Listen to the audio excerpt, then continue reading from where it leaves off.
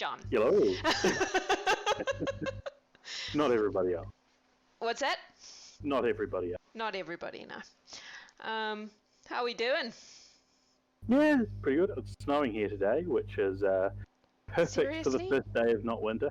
Like, not a little bit of snow, like a lot of. That's not okay. Where are you? You're like even south Gore. than Dunedin. Gore, yeah. No! That's why it's supposed to get so cold here on like Wednesday. Antarctic Blast. Stupid Antarctica. This is why I left Dunedin, to get away from the Antarctic air. Alright, that is completely beside the point. So, the point of this little exercise is to let our audience get to know you and your character a little better so that they can be more invested in cheering for either your success or your death, depending on their temperament. Either way's a win. So, for the sake of our audience, how did you, John, end up at this arena? Well, back in many years ago, another life, I did an IT help desk with Jack. It's true. And yeah, I picked up D&D. Both of us picked up D&D after we left. Yeah. But yeah, you know, when your friend's running something cool, why not? Yeah, no, fully. Man, that was actually a really long time ago now. Like 10 years, more than 10 years, I think. I have gotten married and divorced in that time. Me? Well, not the married part, but I've gotten divorced in that time. I was already married at the time. I had a child, though, who's like 9 now. So An it's actual definitely... person, like, Yeah. the hell? So it's definitely more than 10 years. Wild. Anyway, yeah, so John and I have known each other for a while. This is what this comes down to. So tell us about Dion. Dion. Where Well, did Dion come from in your brain? Dion came from the part of my brain. So I used to GM a lot, and then I started mentoring GM, and now I don't get to GM much because they're really good at it. And so I'm starting doing a new game, but this is from all of the... As you float around, you pick up ideas, and you're like, oh, I'm not mean enough to put that somewhere. And because I used to be a programmer, there's always that bit of my brain that's watching for the edge case where if you combine this and this and this and this, something horribly unintended goes wrong. Yep. So Dion was one of, not the worst idea, but the one I thought, you know, was most within the spirit of the rules. I appreciate that. You know, the idea, and he's kind of the idea that when most people build a character, they're like, I'm going to be a paladin, and that's what I am. Mm-hmm. And I'm like, what if instead of looking as a paladin as a career, you look at it as the skills you pick up along the way? So take a few levels from this, take a few levels from this, take a few levels from this, and you're not committed to being a paladin, you're committed to being you. You're not committed. Oh my god. Especially paladins. Like, I'm pretty sure that you're supposed to commit. Oh, he's very committed to conquest. But he's not committed to doing that the paladin way. Alright. You know, some barbarian, some paladin, tossing up whether I put warlock or rogue or, you know. Yeah. So mix and match. Yeah. So why is he a satyr? He is a satyr because goat legs were hilarious. Ah, okay. That's fair. That was the first reason. The second reason is their spell resistance trait is bonkers. Every other spell resistance is resistance against spells. This works against any magical effect. Yeah. That's so much stronger. Yeah. I'm looking forward to the first because you're fighting eclipses, aren't you? I mean, so we just had the free for all, and I had built 2 kill eclipses because that's what I thought my next fight was. Yeah. So the 2 of us starting right next to each other was beautiful. I know that the strategy I used, which I won't say exactly what it is, but you should go watch that video. Grappling only works once, and it works because everyone knows that grappling is bad in fiction. Yep. So it's not if nobody has any defenses against. Yeah. I can guarantee she's taken something for the next fight that will mean if I grapple her, I will lose my hand. But It's interesting to me because you and Megan are both very creative, strategic players. So I think it's going to be a very interesting fight because you both tend to come up with things that are outside of the usual use of stuff. She's the one who, the first round I saw her, I was like, this is the player I have to watch. Yeah. She's got a very creative approach to D&D battles. So I'm quite looking forward to your fight because I think it's going to be interesting. Because you're a loophole guy. You're that guy who's always looking for the little hole you can poke in the rules. Oh yeah. And I it's very much I want something that isn't an abusive poke in the rule, but there are intentionally holes there so that some races are better than others, and they usually have this one little thing you can exploit to make them all fall down. Yeah. It's going to be fun. I'm looking forward to it. So am I. Most of them, I have some idea of how it's going to go, but you and Megan, oh my god, anything could happen. Anything could happen. I mean, it is as much me building my character for this round as to how I think Megan will be trying to beat what I did last round as to what I think her character can do. I have to admit that it didn't occur to me that doing this would reveal, having the 4 against 4 thing. What I was going for was the forcing you into a situation where you had to work as a team when you obviously have built characters to be lone wolves. That's the whole point of this thing. But the fact that you got to get a taste of each other's stuff, I think was definitely an interesting byproduct. It makes for some, entertaining. I'm very glad that both of us won the same reward, so that it's going to be about on a much higher power level than everyone else's, but it'll be an even fight. Yeah. And if I will say, had I known about the because you didn't tell us the rewards. If I'd known there was a sacrifice reward, both of us would have been going on that lava. That was why I didn't tell you though, because I didn't want people doing those team things to get rewarded. I wanted them to do it for the team, and then get rewarded. So, yeah, it's going to be interesting. So, okay, let's talk about Dion a bit more kind of in character. So we know how John ended up at the arena, and we know how John got to Dion. Why is Dion here? What is he getting out of this whole thing? So Dion is a fanatic. Orphic Dionysus, the version of Dionysus before the Romans made him all nice and squishy, was as much about imbibing as many hallucinatory things as control and eat the dead, The greatest thing you could possibly have would be to die and find your way back to life.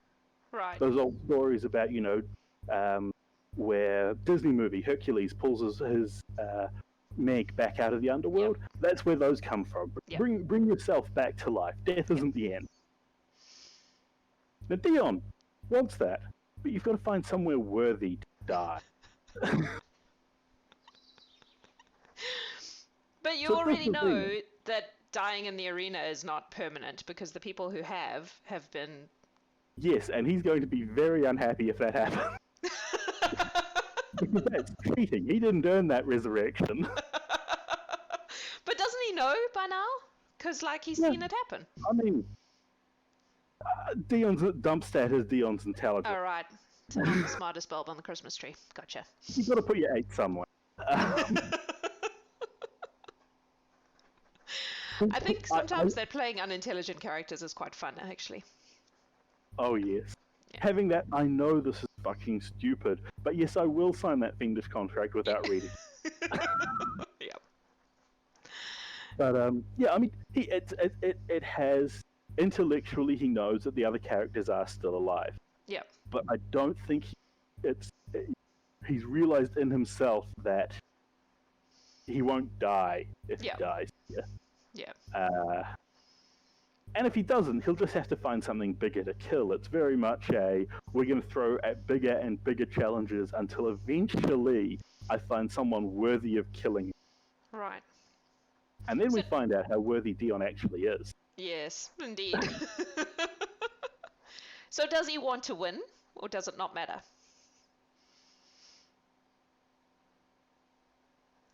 The better the thing that kills him is, the better that is, you know? It's more honor being killed by an ancient dragon than it is by a frostworm. Gotcha. So he wants to get to that very last fight. Yeah. And if your existing champion isn't worthy of killing him, he'll just have to find someone bigger. Well, I mean, that literally means the prize is stand here and people will try and kill you. The strongest people in existence will come and try and... That's what I was going to say, is that if you become the champion, it just means that each challenger is going to be the next one who comes up against you, so... Yeah. So yeah, I fully intend to take him down exploring the path of undeath as well, through various things, because that's another way of living on beyond death. Yeah. So yeah, so he's quite heavily rooted in that Greek mythos, isn't he? Oh yes, oh yes. Yeah. I was watching a overly sarcastic production video, who do amazing summaries of old men, and had read that, and I was just like, I have to make a character out of this. And that was like a couple of days before you put out the arena call. I was like, yep, there we go. There we go. The gods have spoken. They did make the status choice a lot easier as well. Yeah. That's cool. So one of the things we're going to be doing in upcoming, and starting from next week, is Adam is going to set up a betting pool where people are going to be able to use their channel points to bet on particular characters. Oh, fantastic. So if you were not you, would you bet on Dion? If I wasn't me... As in, if you weren't playing him, if you were an outsider, would you bet on him? Knowing what I've got planned for this next fight, yes. But without sneaky shenanigans, we have Tilla, the Aarakocra cleric. Mm-hmm. That's terrifying to fight. That's something that can keep 50 feet away from you in the air at all times. And she's a grave cleric too. Yeah, at some point, I expect I'm going to have to go up against her, and that's the second nastiest fight I expect. And she's played by Megan's sister, which is even funnier. Yes. Clearly, they're a family who know how to build a character. But you know, I have a plan to kill Eclipsis, which there's always dice involved, but I think I've bent the odds very heavily. That one, or the other one, Bear Barbarians are resistance to everything. Like everything, yeah. But, you know, I think Dion's got the chance to win it. Paladins are strong. Smiting on demand is strong. Yep. Very nasty legendary surprises. I'm looking forward to this fight a lot, because I think she has a few things up her sleeve too. I literally didn't sleep half of last night, and only partly because of daylight saving. Partly my brain just going. That kind of makes me really happy. I love how invested people are getting. I think that became very clear in the last fight, that people were getting quite invested actually in this competition, which is quite great. It makes me happy. It's always a balance. Like, you want people to be invested, but you also want them to be having a good time. But yeah, I feel like we're getting there, and it's kind of neat. I will say for other competitors who may be watching this, go read Sage Advice. It's Jeremy Crawford who designed D&D pretty much. Like, he's the rules guy for the 5th edition. Answering people's, what about this horrible interaction? One, it gives you completely fair, unbiased answers as to what exactly will happen. And two, you can learn a lot by what questions people are asking. Yeah, I bet. I bet. But then you've also got to run it past the Jax filter. Oh, absolutely. But, you know, get some ideas. Hitting people in the face is fun. Pushing them over and then, you know... dropping them in lava. Yeah. I'm definitely a fan of the creative... those creative moves that you don't see coming, that come out of left field are my jam. I love that shit. The only thing when I was planning for what I thought was going to be the one-on-one fight, I was like, but there's no arena hazards I can use to my effect. And then you drop the lava pool on that one, I was like, yes. The dice gods have smiled. Nice. Yeah, I think it's going to be a fun fight. All right, I think we've been... Oh, no, we've got some more time. Do you have anything you would like people to know about you or about your character that we haven't already covered? Well, the thing that probably that I'm quite open about, but no one here will know about, is I have extensive mental health things, and that if it seems harder, like if you're like, oh, things are hard, go see a fucking counselor, go see a doctor. Yes. I'm with you on that one. You're going to think, oh, I'm just bad at this and everyone else is doing better. No, you've got it harder, see a counselor. Yeah. Yeah. So, there's the PSA for the day. Also, vote. What's that? Vote. Oh, vote. I got my voting paper today, so. Yeah. I had an MP show up at my door yesterday from the wrong party. That was funny.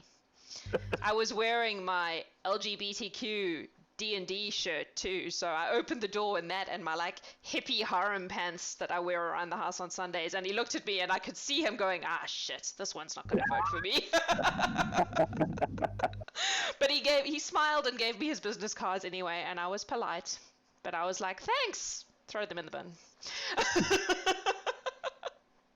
But yes, go see a doctor if you feel like shit, and vote. Those are very good bits of advice.